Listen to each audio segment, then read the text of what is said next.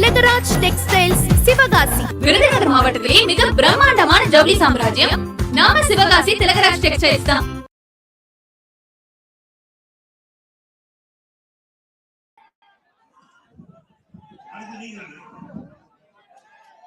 அடுத்ததாக இங்கு வருகை இருந்துள்ள அனைத்து தேசிய ஜனநாயக கூட்டணியின் தலைவர் மக்களுக்கும் நிர்வாகிகளுக்கும் அனைத்து தோழர் நிகழ்ச்சியை சேர்ந்த நிர்வாகிகளுக்கும் இந்த பகுதியில் பொதுமக்கள் பெரியவர்கள் தாய்மார்கள் சகோதரிகள் உங்கள் அனைவருக்கும் வரவேற்று அடுத்ததாக இங்கு வருகை இருந்துள்ள அண்ணன் அண்ணாமலை அவர்கள் உங்களிடம் உரையாற்றுவார்.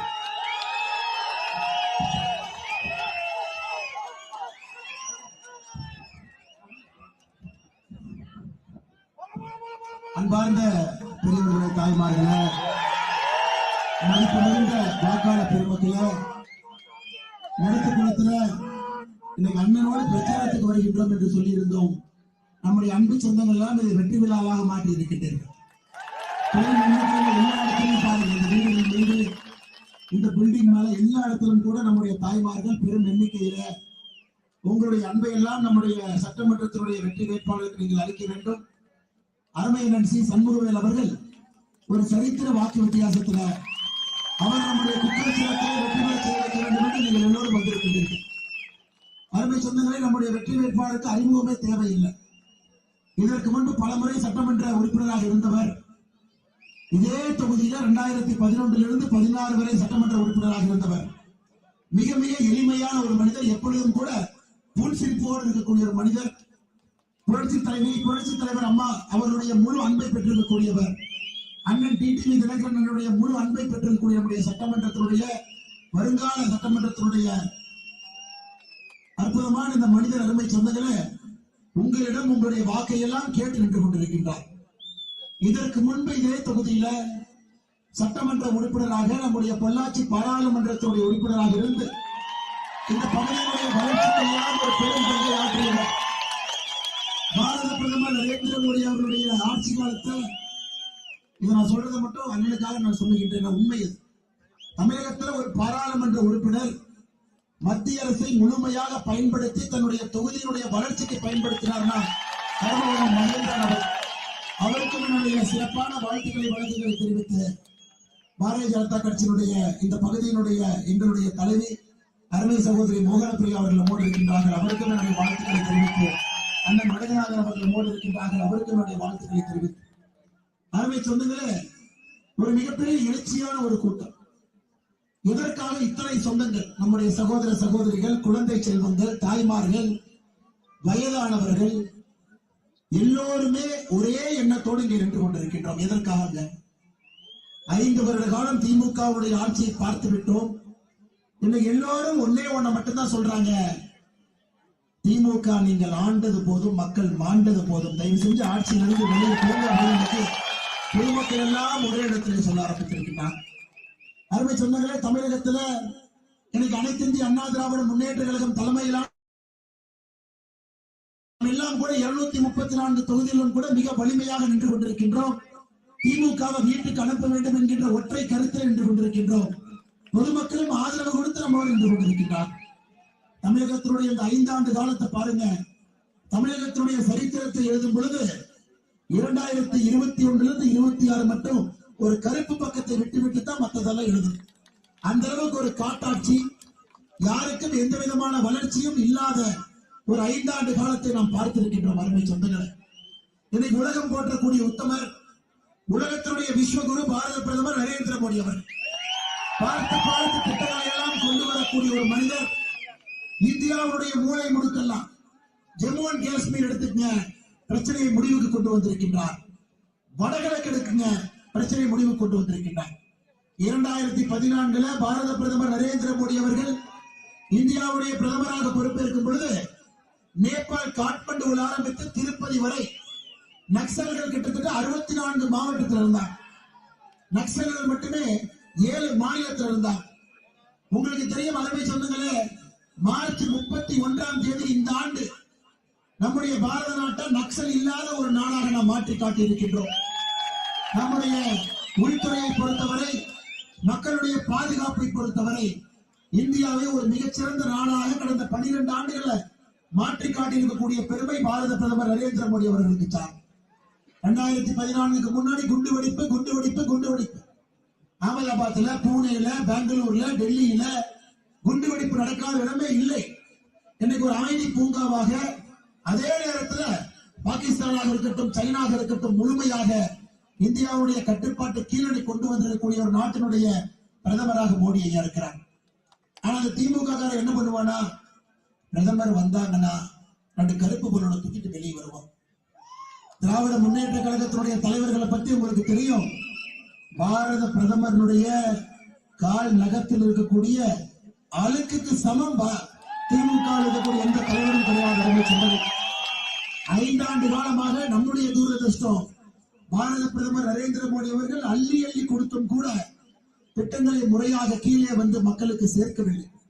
அதனாலதான் நம்முடைய முன்னாள் பாராளுமன்ற உறுப்பினர் ஐயாவை பத்தி சொல்லும் பொழுது, இன்னைக்கு நம்முடைய கோயம்புத்தூர் LNT பைபாஸ்ல இருந்து பொள்ளாச்சிக்கு வரக்கூடிய அந்த கான்கிரீட் சிமெண்ட் சாலை என்பது இந்தியாவில் இது போன்ற ஒரு சாலை இல்லை அளவுல கொண்டு வந்திருக்கிறாங்க. ஏன்னா சரியான முறையில ஒரு பாராளுமன்ற உறுப்பினர் மத்திய அரசை பயன்படுத்தி கொண்டிருக்கிறார் என்பதற்கு அது சாட்சி.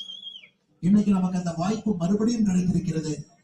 மே 4க்கு பிறகு நம்முடைய முதலமைச்சராக அண்ணன் எடப்பாடி பழனிசாமி அவர்கள் பொறுப்பேற்கும் தமிழகத்தில் மறுபடியும் ஒரு இரட்டை குழல் துப்பாக்கியாக மத்தியிலே மோடி அவர்களும் மாநிலத்தில் அனைத்து இந்தியா அண்ணா திராவிட முன்னேற்ற கழகம் தலைமையிலான தேசிய ஜனநாயக கூட்டணியும் இணைந்து ஒரு பெரிய வளர்ச்சியை தமிழக மக்களுக்கு நம்ம கொடுக்க முடியும். அருமை சொந்தங்களே, நீங்க வளர்ச்சியை மட்டும் பாருங்க, இந்தியாவுடைய வளர்ச்சியை பாருங்க. 2014 இந்தியா எங்க இருந்தது, 2026 எங்க இருக்குன்னு பாருங்க. இதே தமிழ்நாடு 2021 எங்க இருந்ததுன்னு பாருங்க, 2026 எங்க இருக்குன்னு பாருங்க.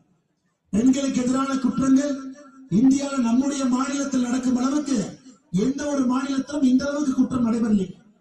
தமிழகத்தில் படுகொலைகள் மட்டுமே கடந்த 5 ஆண்டுகள்ல 8008 படுகொலைகள் நடந்திருக்கிறது.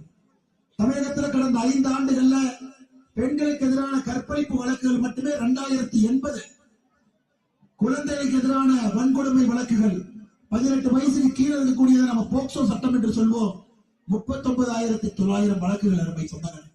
அதனாலதான் நான் சொன்னேங்க, தமிழ்நாட்டினுடைய சரித்திரத்தை எழுதும் பொழுது 2021 26 வரை இந்த பக்கத்தை ஒரு கருப்பு பக்கமாக நாம் விட வேண்டும்.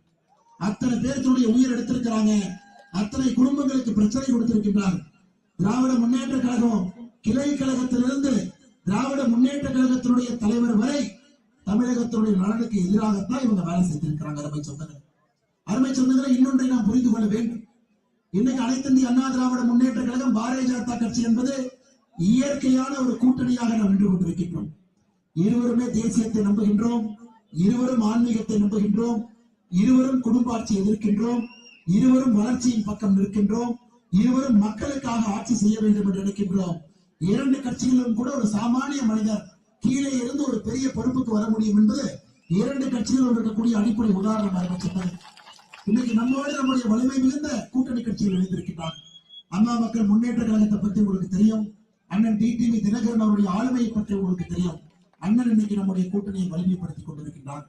பாட்டாளி மக்கள் கட்சியினுடைய பாட்டாளிகளை பற்றி உங்களுக்கு தெரியும். அண்ணன் டாக்டர் அன்புமணி ராமதாஸ் ஐயாவுடைய தலைமையில மோடிஜி ஐயாவுடைய நல்லாட்சி தமிழகத்தில் அண்ணன் எடப்பாடி பழனிசாமி அவர்களோடு இணைந்து வர வேண்டும் என்று விரும்பி நம்முடைய கூட்டணியில் இருக்கிறார். பாரிவேந்தர் ஐயாவாக இருக்கட்டும், அண்ணன் ஏசி சண்முகமாக இருக்கட்டும், எல்லோரும் இணைந்து ஒரு அற்புதமான கூட்டணி நாம் ஏற்படுத்தியிருக்கின்றோம். இன்னைக்கு அண்ணன் சண்முகவேல் அவர்கள் நம்முடைய வேட்பாளராக வெற்றி வேட்பாளராக நின்று கொண்டிருக்கின்றார் என்றால் இவரை இத்தனை பேர் சேர்ந்து தேர்ந்தெடுத்திருக்கிறார். இந்த தொகுதியினுடைய சட்டமன்ற உறுப்பினர் இத்தனை ஆண்டு காலமாக 5 ஆண்டு காலமாக இருந்த மகேந்திரனும் கூட நான் பிரச்சாரத்தை பார்த்தேன். அன்னைக்கு உள்ளதெல்லாம் இந்த கடந்த 10-15 நாட்களாக ஒரு பிரச்சாரத்தில் என்ன சொல்றாங்க, என்னை விட அனுபவம் வாய்ந்தவர், நல்ல மனிதர், நானும் அவரோடு இருந்து உங்களுக்கு இருக்கிற அண்ணன் மகேந்திரன் அவருக்கு தெரியும். வருகின்ற காலத்துல பெரிய பெரிய பொறுப்புகள் அவர் போகத்தான் போறார். ஒவ்வொரு அண்ணன் தம்பிகளாக இருவரும் ஒன்றாக இணைந்து ஒருவர் இடத்திலும் கூட அவர்கள் வாக்கு செல்வதை பார்க்கும் பொழுது எப்படி ஒரு அரசியல் இயக்கம் இருக்க வேண்டும் என்பதற்கு 2 தலைவர்களும் கூட நம் முன்னால் உதாரணமாக திகழ்ந்து கொண்டிருக்கிறார்கள். அன்பை சொன்னார். ஆனா திமுக சார்பாக ஒரு வேட்பாளர் இருக்காருன்னா யாருங்க அவர்? யார் அவங்களை தேர்ந்தெடுத்தாங்க? ஒரு குடும்பத்தில் இருக்கக்கூடிய 3 பேர் அவங்களை தேர்ந்தெடுத்திருக்கிறார். அந்த 3 பேர்த்தையும் காக்கா பிடித்தால் மட்டும்தான் இன்னைக்கு திமுகவுடைய வேட்பாளராக வர முடியும். யாருங்க அந்த 3 பேர்? ஸ்டாலின் ஐயாவை காக்கா பிடிக்கணும், உதயநிதி ஸ்டாலினை காக்கா பிடிக்கணும், அதன் பிறகு மருமகன் சபரீஸ்வர காக்கா பிடிக்கணும். இந்த 3 பேர்த்தையும் காக்கா பிடித்தாதான் திமுகவுல ஒரு பொறுப்பு என்கின்ற ஒரு மோசமான உதாரணத்துல இன்னைக்கு திராவிட முன்னேற்ற கழகம் இருக்கு.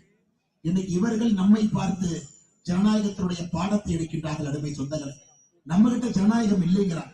உலகத்துல ஜனநாயகம் இல்லாத ஒரே ஒரு கட்சி எதுனா திராவிட முன்னேற்ற கழகம். ஒரே குடும்பத்துல அவங்களே தலைவராக இருப்பாங்க.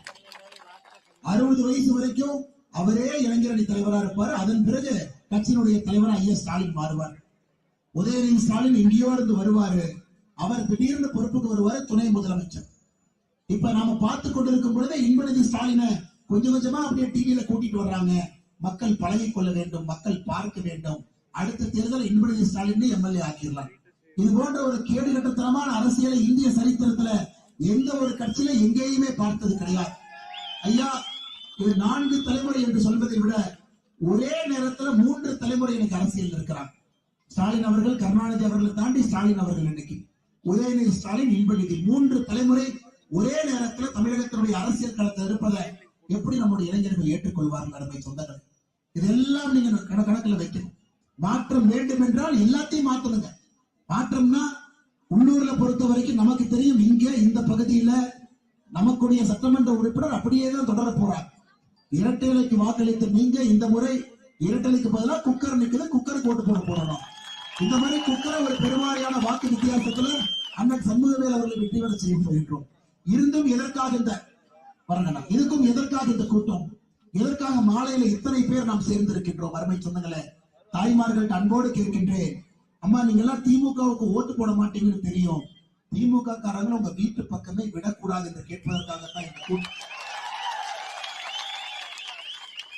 ஐயா, கரண்ட் தொட்டா சுடு, திமுக காரன பக்கத்துல விட்டா நமக்கு பிரச்சனை. இது ரெண்டையும் நாம் தெளிவாக உணர்ந்து கொள்ள வேண்டும். இன்னைக்கு தமிழகத்தில் இருக்கக்கூடிய குற்றங்கள் பாருங்க. ஐயா, அரசியல் கட்சியிலிருந்து ஒருத்தர் குற்றம் செஞ்சிட்டாரு, அதுக்காக அரசியல் கட்சியில மோசம்னு சொல்ல. அரசியல் கட்சியிலும் தவறான நபர்கள் இருப்பாங்க. ஆனா தவறான நபர்கள் அதிகமாக இருக்கக்கூடிய கட்சியாக இன்னைக்கு திராவிட முன்னேற்ற கழகம் மாறியது. அவங்களை பொறுத்தவரை ஆட்சி அதிகாரம்னாவே ஒரு சாவியை கொடுத்து பூட்டி இருக்கிற வீட்டுக்கு திருடனுக்கு சாவியை கொடுக்கிற மாதிரிதான் திமுகவுக்கு அதிகாரம் என்பது. திருடங்கையில நீங்க சாவியும் கொடுத்து வீட்டுக்குள்ள ஆளும் இல்லைன்னா அந்த திருடனுக்கு எவ்வளவு கொண்டாட்டமாக இருக்கும். திராவிட முன்னேற்ற கழகத்தை பொறுத்தவரை 5 ஆண்டுகளாக டபுள் கொண்டாட்டம். கட்சியும் மோசம், ஆட்சியும் மோசம், 2 சேர்ந்தா தமிழக மக்களுக்கு என்ன ஆகும் என்பதை 5 ஆண்டு காலமாக நாம் எல்லாம் பார்த்துக் கொண்டிருக்கின்றோம். அருமை சொந்தங்கள், அருமை சொந்தங்களே, அது மட்டும் இல்ல, இன்னைக்கு நமக்கு ஒரு சரித்திர வாய்ப்பு கிடைத்திருக்கிறது. அண்ணன் எடப்பாடி பழனிசாமி அவர்கள் மே 4க்கு பிறகு நம்முடைய முதலமைச்சராக பொறுப்பு இருக்கும் பொழுது 2 விஷயங்கள் நடக்கலாம். 2 விஷயம். ஐயா, முதல் விஷயம் என்பது மேல மோடி ஐயா கெட்டியாக 12 ஆண்டுகளை தாண்டி ஒரு அற்புதமான ஆட்சி தொடர்ந்து கொண்டிருக்கும். அப்ப நமக்கு மத்திய அரசோடு இணக்கமாக இருக்கும். மத்திய அரசோடு இணக்கமாக இருக்கும் பொழுது மட்டும்தான் நிதியை கொண்டு வந்து வளர்க்க முடியும். இன்னைக்கு 2 பேரும் ஒரு விஷயத்துல உறுதியாக இருக்கின்றார். ஏன்னா பாராளுமன்ற உறுப்பினராக அண்ணன் பொறுப்பேற்று பாராளுமன்றத்துல பேசிய முதல் பேச்சு என்ன சொன்னார்னா, நமக்கு இந்த அப்பர் அமராவதி திட்டத்தை இங்கே கொண்டு வர வேண்டும் என்று சொன்னார். அப்பர் அமராவதி திட்டத்தை கொண்டு வந்தால்தான் இந்த பகுதியினுடைய வளர்ச்சி அடுத்த கட்டம் போகும். ஐயா, இன்னைக்கு பெரிய பெரிய திட்டங்களை கொண்டு வர வேண்டும் என்றால் மத்திய அரசுடைய நிதி உதவி இல்லாம நம்மளால கொண்டு வர முடியாதுங்க. மாநிலத்துல நம்முடைய பட்ஜெட் என்பது 4 லட்சம் கோடி, மத்திய அரசுடைய பட்ஜெட் என்பது 55 லட்சம் கோடி. 2க்கும் வித்தியாசம் இருக்குது. முதலமைச்சர் எல்லாம் பாத்தீங்கன்னா ஒரு சைக்கிள் டயரை உருட்டிக்கிட்டு காரோடு போட்டி போட்டுக் கொண்டிருக்கின்றார். அது உருட்டுவது சைக்கிள் டயர். அதை வைத்து மத்திய அரசோடு சண்டை போட்டு 5 ஆண்டு காலமாக வருகின்ற நிதியை கூட இவரே நிறுத்திடுவார். ஆனா இன்னைக்கு நம்முடைய ஆனைமலை நல்லாறு திட்டத்தை நிறைவேற்ற வேண்டும். தொடர்ந்து நாங்கள் இங்கு பேசிக் கொண்டிருக்கின்றோம், நான் பேசிக் கொண்டிருக்கின்றேன், அண்ணன் எடப்பாடி பழனிசாமி அவர்கள் பேசினோம், உறுப்பினர் பேசினார்கள், இன்னைக்கு அண்ணன் சண்முகவேல் அதை பேசுறாங்க. ஐயா, எப்படி நிறைவேற்ற முடியும்? அது 1000 ரூபாய் ப்ராஜெக்டா, அது 2000 கோடி ப்ராஜெக்டா, இல்ல 5000 கோடி ப்ராஜெக்டா? அதை தாண்டி செலவு செய்யக்கூடிய ஒரு ப்ராஜெக்ட் ஐயா. கர்ம வீரர் காமராஜர் ஐயாவுடைய காலத்திலிருந்து இந்த திட்டத்திற்காக காத்துக் கொண்டிருக்கின்றோம். ஐயா, இன்னைக்கு இந்த திட்டத்தை, ஆனைமலை நல்லாறு திட்டத்தை நிறைவேற்ற முடியும் என்று சொன்னால் மத்திய அரசும் மாநில அரசும் இணைந்தால் மட்டும்தான் திட்டத்தை நிறைவேற்ற. அருமை சொன்னதில்லை, இதெல்லாம் நம்ம விவசாய பெருமக்கள் புரிந்து கொள்ள வேண்டும். இன்னைக்கு மாநில அரசு செலவு செய்யறதெல்லாம் 500 கோடி, 1000 கோடி, 2000 கோடி, இதுக்குள்ளதான் மாநில அரசுடைய செலவுகளே இருக்கு. காரணம் இன்னைக்கு நம்ம 10,82,000 கோடி கடன் வச்சிருக்கோம். இங்க இருக்கக்கூடிய இளைஞர்கள் நன்றாக புரிந்து கொள்ள வேண்டும். 10,82,000 கோடி கடன் வச்சிருக்கோம். வருஷத்துக்கு 80,000 கோடி கடனை திருப்பி செலுத்துவதற்கு மட்டுமே நாம் செலவழிக்கின்றோம். நம்முடைய பட்ஜெட்டே 4 லட்சம் கோடி. அதுல 80,000 கோடி வாங்கின கடனை திருப்பி கொடுக்கிறாங்க. இருக்கிற 3,20,000 கோடியில சம்பளம் கொடுத்து, பென்ஷன் கொடுத்து, தேவையான உள்கட்டமைப்பை கொடுத்து எப்படி வளர்ச்சியை கொண்டு வர முடியும்? அனைத்து இந்திய அண்ணா திராவிட முன்னேற்ற கழகம் ஆட்சியிலிருந்து வெளியே போன பொழுது 2021 ஏப்ரல்ல 4 லட்சம் கோடி இருந்த கடன் இன்னைக்கு யோசிச்சு பாருங்க. 5 ஆண்டுகள் 6 லட்சம் கோடி வாங்க முடியாது ஐயா. படுத்துக்கிட்டு செலவு பண்ணா கூட அவ்வளவு கடன் வாங்க முடியாதுங்க. எப்படி வாங்கினா எனக்கு என்ன தெரியல. சுதந்திரத்திலிருந்து 2021 ஏப்ரல் வரைக்கும் 4 லட்சம் கோடி. 5 ஆண்டுகளை எப்படி ஐயா 6 லட்சம் கோடி வாங்கினீங்கன்னு தெரியும். 10,82,000 கோடி கடனோடு திமுக அரசு வெளியே செல்ல இருக்கிறது. ஐயா இந்த கடனை நான் பல இடத்துல சொல்றேன். இதே மாதிரி நம்ம கட்டணும்னா 37 ஆண்டுகள் நமக்கு வேணும். இப்ப இருந்து நம்ம கடனை வாங்காம குறைச்சு வாங்கி வட்டியை கட்டிக்கிட்டு அசலை கட்டி முடிச்சீங்கன்னா 37 ஆண்டுகள் வேண்டும். ஐயா இன்னைக்கு வயசுல இருக்கிற குழந்தை, அந்த குழந்தை பெரிய ஆளாகி அந்த குழந்தைக்கு பிறக்கிற குழந்தை 3 தலைமுறை வட்டியும் அசலும் கட்டணும். இதுதான் திராவிட முன்னேற்ற கழகம் நமக்கு செய்திருக்கக்கூடிய துரோகம் என்பதை இங்க இருக்கக்கூடிய பெரியவர்களை, தாய்மார்களை நீங்கள் புரிந்து கொள்ள வேண்டும். தலைமுறையை அழித்து விட்டு சென்றிருக்கின்றார்கள். தலைமுறையை அழித்து விட்டு சென்றிருக்கிறார்கள். இதெல்லாம் சரி பண்ணணும்னா நிர்வாகம் தெரிந்த ஒரு மனிதர் முதலமைச்சர் வந்து உட்கார். ஆட்சி அதிகாரம்னா என்னன்னு தெரியும். முதலமைச்சரை போல பொம்மை முதலமைச்சராக உட்கார்ந்து இருக்கிறார். ஐயா ஒரு டீ கொடுத்த பொம்மை கூட தலையை வேகமா சுத்தும். அதை விட கம்மியாக தலை திரும்புதுன்னா நம்முடைய முதலமைச்சர் ஐயா ஸ்டாலின் அவருக்கு தான். என்னங்க இப்படி பாரு, என்னங்க இப்படி பாரு. எதையும் கூட நிர்வாக திறமை இல்லாத ஒரு முதலமைச்சரை 5 ஆண்டு காலமாக நாம் ஓட்டி வைத்திருக்கின்றோம். எதற்கெடுத்தாலும் மத்திய அரசோட சண்டை, எதற்கெடுத்தாலும் குழாயடி சண்டை. இதையெல்லாம் மாற்ற வேண்டும் என்றால் இந்த முறை உங்களுக்கு தெரியும், தேசிய ஜனநாயக கூட்டணி ஆட்சிக்கு வரணும். அண்ணன் எடப்பாடி பழனிசாமி அவர்கள் முதலமைச்சராக பொறுப்பேற்கணும். ஐயா இந்தியால நம்ம நேரடியாக பிரதமருக்கோ முதல்வருக்கோ நம்ம ஓட்டு போட போறது இல்லைங்க. ஐயா நாம் நன்றாக புரிந்து கொள்ள வேண்டும்.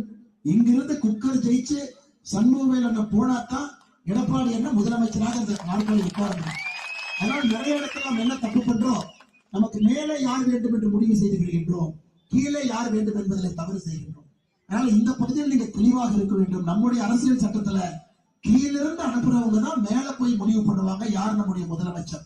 எனக்கு முதலமைச்சர் அண்ணன் எடப்பாடி பழனிசாமி அவர் என்று நாம் முடிவு செய்து விட்டோம்.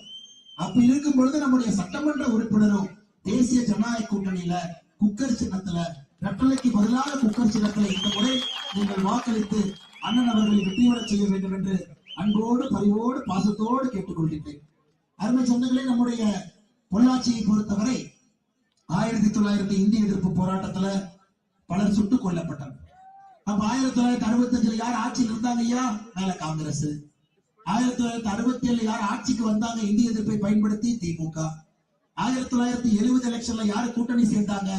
அதே காங்கிரஸோடு திராவிட முன்னேற்ற கழகம் கூட்டணி சேர்ந்தது.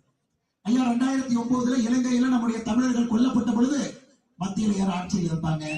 அதே காங்கிரஸ். இவர்களுக்கு உறுதுணையாக யார் தமிழகத்தில் இருந்தாங்க? அதே திமுக. ஐயா டெல்டா பகுதியில விவசாய பெருமக்கள் மீத்தேன் திட்டத்தை கொண்டு வந்தது மத்தியில யாரு? காங்கிரஸ். ஐயா மாநிலத்தில் யாரு? அதே திராவிட முன்னேற்ற கழகம். ஐயா நீட் தேர்வை கொண்டு வந்த பொழுது யார் மத்தியில் ஆட்சியில் இருந்தாங்க? அதே காங்கிரஸ். ஐயா ஜல்லிக்கட்டை தடை செய்த பொழுது மத்தியில் ஆட்சியில் யார் இருந்தாங்க? அதே காங்கிரஸ் கட்சி. அந்த காங்கிரஸ் கட்சியோடு தொடர்ந்து கூட்டணி வைத்துக் கொண்டு நம்முடைய கூட்டணியை பற்றி தலைகுறைவாக இன்னைக்கு இருக்கக்கூடிய முதலமைச்சர் ஸ்டாலின் அவர் பேசுறாருன்னா மக்களை எப்படிப்பட்ட ஏமாளிகள் என்று நினைத்து அவர் பேசிக் கொண்டிருக்கிறார். முதலமைச்சர் ஸ்டாலின் அவர்களே மக்கள் எல்லாம் அறிவாளி. நம்முடைய சொந்தங்கள் எல்லாம் பேசாம அமைதியா இருக்கிறார். ஏப்ரல் 23ஆம் தேதி வாக்குப்பட்டியல் அதை காட்டத்தான் போறாங்க. 5 ஆண்டு காலமாக நீங்க கொடுத்த கஷ்டம். சொத்து வரி எவ்வளவு ஏற்றிருக்கிறாங்க? சேலத்துல இருந்து ஐயா, சேலம் மாநகராட்சியில மட்டுமே சொத்து வரி 275% வைத்திருக்கிறாங்க. மதுரையில 150%, ஈரோட்டுல 130%. பால் விலை அன்னைக்கு என்ன இருந்துச்சுங்க ஐயா, இன்னைக்கு என்ன இருக்கு? பால் விலை ஏற்றி வச்சிருக்கிறாங்க. ஆனா விவசாயிகளுக்கு வாங்கக்கூடிய பால் விலை ஏற்றிருக்கிறீங்களா? பாருங்க ஐயா, அன்னைக்கு 100 யூனிட்டுக்கும் இன்னைக்கு 100 யூனிட்டுக்கு எவ்வளவு ஏற்றிருக்கிறாங்க. இதை பத்தி எல்லாம் முதலமைச்சர் பேசவே மாட்டாரு. மைக்கு கொடுத்தீங்கன்னா டெல்லி டெல்லி டெல்லி. இத வந்து ஐயா ஒரு கிளிய வளர்த்தி ஒரு கிளிய வீட்டுல சாப்பாடு போட்டீங்கன்னா கூட 3 வார்த்தை பேசு. ஆனா முதலமைச்சர் 5 வருஷமா கிளிய விட மோசமா டெல்லி டெல்லி டெல்லின்னு பேசி 5 வருஷத்தை ஓட்டிட்டார். அருமை சொந்தங்களே, இன்னைக்கு நமக்கு டெல்லி வேண்டும், நம்மோடு இருக்கணும், நிதி உதவி பண்ணணும். இங்கிருந்து நாம் கேட்கும் பொழுது நமக்கு நிதியை கொடுப்பதற்கு மத்திய அரசு உறுதுணையாக இருக்கணும். அது மோடி ஐயா தமிழர்களுக்கு செய்யாம யாருக்கு செய்ய போறாங்க நீங்க யோசிச்சுக்கலாம். 14 லட்சம் கோடி 12 ஆண்டுகள நம்ம ஆட்சிக்கு வந்த பிறகு தமிழகத்திற்கு மட்டுமே பாரத பிரதமர் நரேந்திர மோடி அவர்கள் கொடுத்திருக்கக்கூடிய பணம். அதனால மோடி அவர்களை பயன்படுத்தாம யாரை பயன்படுத்தி நாம் வேலை வர போகின்றோம். அருமை சொந்தங்கள், ஐயா இன்னைக்கு நிறைய தாய்மார்கள் வந்திருக்கிறாங்க, பெரிய அளவுல வந்திருக்கிறாங்க, நம்பிக்கையோடு வந்திருக்கிறாங்க. தாய்மார்கள் இங்க இருக்கிறாங்க. ஐயா 100 நாள் வேலை வாய்ப்பு திட்டம் இன்னைக்கு பொய் பிரச்சாரம். கடந்த 5 ஆண்டுகள்ல 100 நாள் வேலை வாய்ப்பு திட்டத்திற்கு மட்டுமே மத்திய அரசு 46,000 கோடி தமிழ்நாட்டுக்கு கொடுத்திருக்கிறாங்க. ஐயா 46,000 கோடி, 1 ரூபா 2 ரூபா 3 ரூபா 4 ரூபா கிடையாதுங்க, 46,000 கோடி. இந்தியாவுல ஒரு மாநிலத்திற்கு 5 ஆண்டுகள்ல அதிகப்படியாக நிதி 100 நாள் வேலை வாய்ப்பு திட்டத்துல வந்திருக்குன்னா அது தமிழகத்திற்கு. நாம் ஆளுகின்ற பீகார் மாநிலம் பாரதிய ஜனதா கட்சி ஆட்சி, நம்மை விட 2 கோடி மக்கள் அதிகமாக இருக்கக்கூடிய மாநிலத்திற்கு நாம 32,000 கோடி தானே கொடுத்திருக்கோம். அதை விட இந்த கேடுகட்ட திராவிட முன்னேற்ற கழகத்தினுடைய ஆட்சி இருக்கும் பொழுது நாம் 46,000 கோடி நம்முடைய தாய்மார்களுக்காக கொடுத்திருக்கிறோம், அவங்க கஷ்டப்படக்கூடாது என்பதற்காக. அப்படி இருக்கும் பொழுது மோடி அவர்கள் எப்படி 100 நாள் வேலைவாய்ப்பு திட்டத்தை நிறுத்துவாங்க? நீங்களே சொல்லுங்க. 2014 இதே பிரச்சாரம், 2016 இதே பிரச்சாரம், 2019 இதே பிரச்சாரம், 21 இதே பிரச்சாரம், 24 இதே பிரச்சாரம், 26 திமுக காரர் இதே பிரச்சாரத்தை பழைய டேப் ரெக்கார்டர் தூக்கிட்டு வந்து இந்த கூட்டணி வெற்றி பெற்றால் 100 நாள் வேலை வாய்ப்பு திட்டத்தை நிறுத்திடுவாங்க. ஐயா 100 நாள் வேலை வாய்ப்பு திட்டத்தில் வரக்கூடிய 100% பணமும் மத்திய அரசு, ஒரு பைசா மாநில அரசு கிடையாது, ஒரு பைசா மாநில அரசு கிடையாது. அத்தனையும் மோடி ஐயா அவர்கள் உங்களுக்கு மாநில அரசு என்ன கணக்கு அனுப்புறாங்களோ அந்த கணக்குக்கு பணத்தை மத்திய அரசு உங்களுக்கு கொடுக்குறாங்க. எந்த கேள்வியும் மோடி ஐயா கேட்பதில்லை. ஆனால் நம்மை பாற்று அவதூறுகளாக தொடர்ந்து பேசிக் கொண்டிருக்கிறார். அருமை சொந்தங்களே, இங்கே தென்னமரம் அதிகமாக இருக்கக்கூடிய விவசாய பெருமக்கள் இங்க இருக்கிறேன். சமீபத்தில் மத்திய அரசு நமக்காக ஒரு திட்டத்தை கொண்டு வந்திருக்கிறாங்க, கோகனட் ப்ரொமோஷன் ஸ்கீம் என்கின்ற திட்டம். இன்னைக்கு உலகத்துல 100 தேங்காய் விளையுதுனாங்க ஐயா, 31 தேங்காய் இந்தியால விளைவிக்கும். 31 தேங்காய் இந்தியால விளைவிக்கிறோம்னா 23 தேங்காய் தமிழ்நாட்டில் விளைவிச்சு கொடுக்கணும். 23 தேங்காய் இந்தியாவுடைய 31 தேங்காய் நாம கொடுக்கிறோம். உலகத்தினுடைய 100 தேங்காய்ல 31 தேங்காய் இந்தியா கொடுக்குது. அப்படி இருக்கும் பொழுது உங்களை ஊக்குவிப்பதற்காக கோகனட் ப்ரொமோஷன் ஸ்கீம் 350 கோடி ரூபாய் கொடுத்து நிறைய தென்னை மரங்கள் பட்டு போயிருச்சு, நிறைய பூச்சிகள் வந்துருச்சு, நோய்கள் வந்துருச்சு. அதையெல்லாம் தடுத்து உயர்ந்த ரக தென்னைகளை உங்களுக்கு கொடுப்பதற்காக இந்த பட்ஜெட்ல அறிவித்திருக்கின்றோம். நம்முடைய சட்டமன்ற உறுப்பினராக அண்ணன் சண்முகவேல் அவர்கள் பொறுப்பேற்கும் பொழுது இதே அண்ணனுடைய சட்டமன்ற தொகுதியில இதே தொகுதியில தான் தென்னை வாரியம் இருக்கு, கோகனட் போர்டு இதே தொகுதியில தான் இருக்கு. அவர்கள் தான் அகில இந்தியா முழுவதும் இதை நடைமுறைப்படுத்த இருக்கின்றார்கள். இங்க இருக்கக்கூடிய தென்னை விவசாயிகளுக்கு இது ஒரு பெரும் நற்செய்தியாக இருக்கும். ஆனால் அருமை சொந்தங்களே, இந்த வாய்ப்பை நீங்கள் தவறவிடக் கூடாது என்று அன்போடு இந்த நேரத்தில் கேட்டுக்கொள்கின்றேன். அருமை சொந்தங்களே, அது மட்டும் இல்லைங்க, இன்னைக்கு நம்முடைய அமராவதி சுகர் மில் உங்களுக்கு தெரியும். தமிழகத்துல முதலாக அந்த காலத்துல ஒரு கூட்டுறவு சர்க்கரை ஆலையை நாம் உருவாக்கி அமராவதி சர்க்கரை ஆலையை மிகச் சிறப்பாக நடத்தி கொண்டு வந்தோம். என்னைக்கு திமுக கார வந்தானோ அன்னைக்கு ஆம புகுந்த வீடு மாதிரி ஆகி போச்சுங்க ஐயா. நல்லா இருந்த வீடு ஆம புகுந்த வீடு மாதிரி ஆகி கடந்த 3 ஆண்டுகளாக அமராவதி கூட்டுறவு சர்க்கரை ஆலை நிறுத்தப்பட்டிருக்கிறது. திருப்பதை துறந்து மக்களுடைய பணிகளை கொண்டு வருவதற்கு 186 கோடி ரூபாய் தேவைப்படுகிறது. அதுவும் பினான்ஸ் செக்ரட்டரிட்ட 3 வருஷமா அந்த ஃபைல் நிற்குதுங்க ஐயா.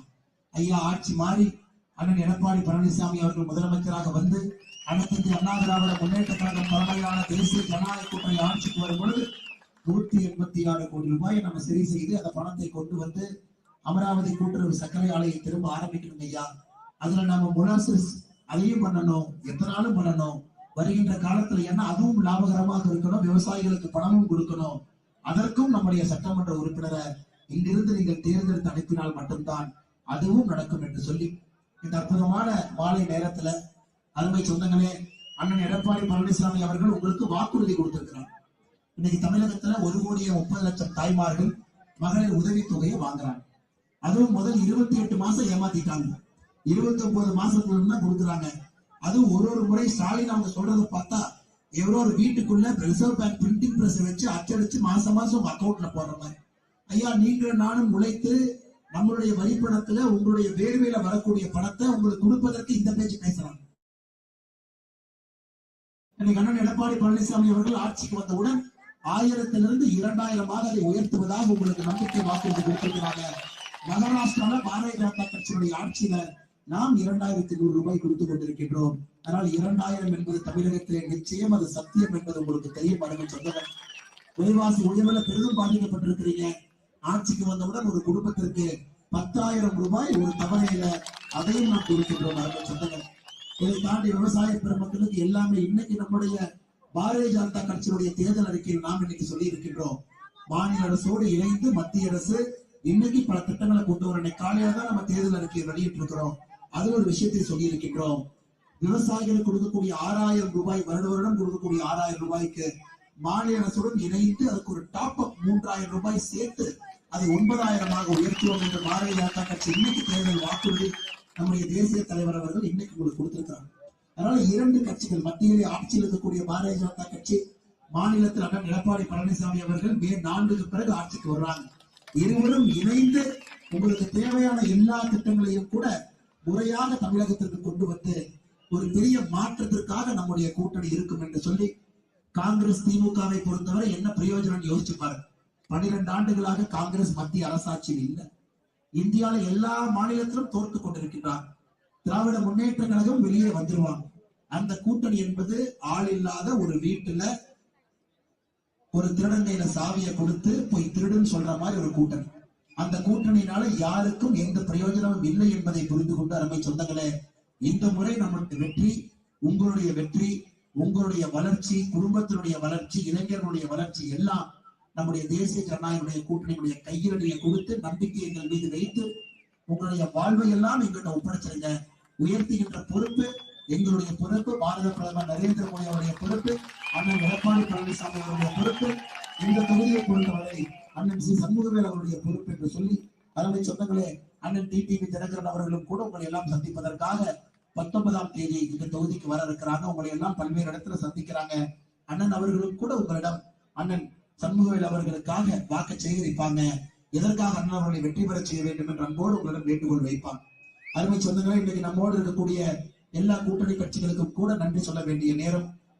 அனைத்து இந்திய அண்ணா திராவிட முன்னேற்ற கழகம் சார்பாக நம்மோடு இங்கு இருக்கக்கூடிய தொகுதி பொறுப்பாளர் அருமை அண்ணன் ரங்கசாமி அவர்கள், அருமை அண்ணன் பார்த்தசாரதி அவர்கள், கழகத்தினுடைய செயலாளர்கள் காமாட்சி சுந்தரம் அவர்கள், கோகநாதன் அவர்கள், செலியன் அவர்கள், ராஜசேகரன் அவர்கள், சிவலிங்கம் அவர்கள், காளீஸ்வரன் அவர்கள், அன்னதான பிரபு அவர்கள், ராமலிங்கம் அவர்கள், சிவகுமார் அவர்கள், செல்வராஜ் அவர்கள், சரவணன் அவர்கள், அம்மா மக்கள் முன்னேற்ற கழகம் இன்று மடத்துக்குளத்துல வெற்றிகரமாக குக்கர் சின்னத்துல நாம் போட்டியிட்டுக் கொண்டிருக்கின்றோம். அம்மா அங்கேயே இருக்கம்மா, அம்மா ஒரு நிமிஷம் நான் பாக்குறேன். சரிங்கம்மா, பாட்டி கொஞ்சம் முன்னாடி கூட்டு வரீங்களா? பாட்டி நான் மாலை வாங்கிக்கிறேன் பாட்டி, கொஞ்சம் நீங்க பத்திரமா இங்க வாங்க. அம்மா இங்க வாங்கம்மா, பத்திரமா வாங்க, ஒரே நிமிஷம் வாங்கம்மா, பத்திரமா வாங்க.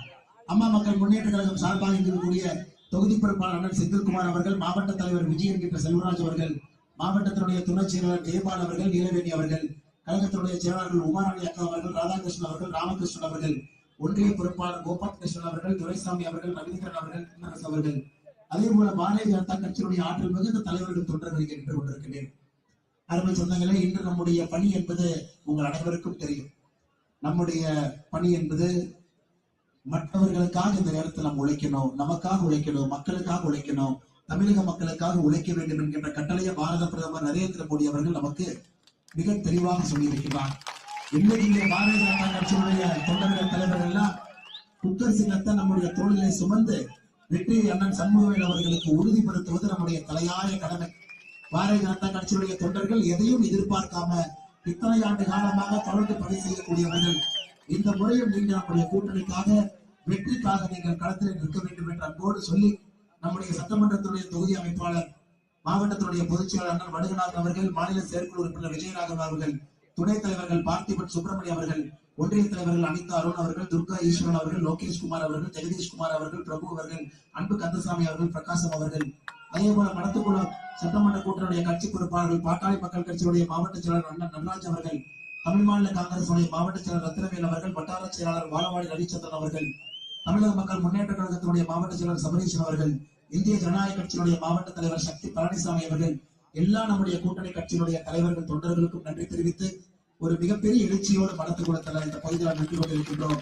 இதே எழுச்சியோடு ஏப்ரல் 23ஆம் தேதி உங்களுடைய வாக்குகள் எல்லாம் குக்கர் சின்னத்திற்கு அந்த வெற்றியை நீங்கள் கொடுக்க வேண்டும் என்று சொல்லி நம்முடைய தாய்மார்கள் கிராம பகுதியிலிருந்து நிறைய பேர் வந்திருக்கிறாங்க. அவர்களுக்கும் அன்போடு சொல்லிக் கொள்கின்றேன், இந்த முறை இரட்டலைக்கு பதிலாக குக்கர் இங்க நிக்குது, இரட்டலைக்கு பதிலாக குக்கர் நிக்குது என்பதை நீங்கள் மனதில் வைத்துக் கொண்டு சரியான முறையில் நீங்கள் வாக்கு செலுத்தி அண்ணன் அவர்களை மிகப்பெரிய ஒரு வெற்றியாளராக இங்கிருந்து நீங்கள் கோட்டை கடத்த வேண்டும் என்று சொல்லி என்னுடைய உரையை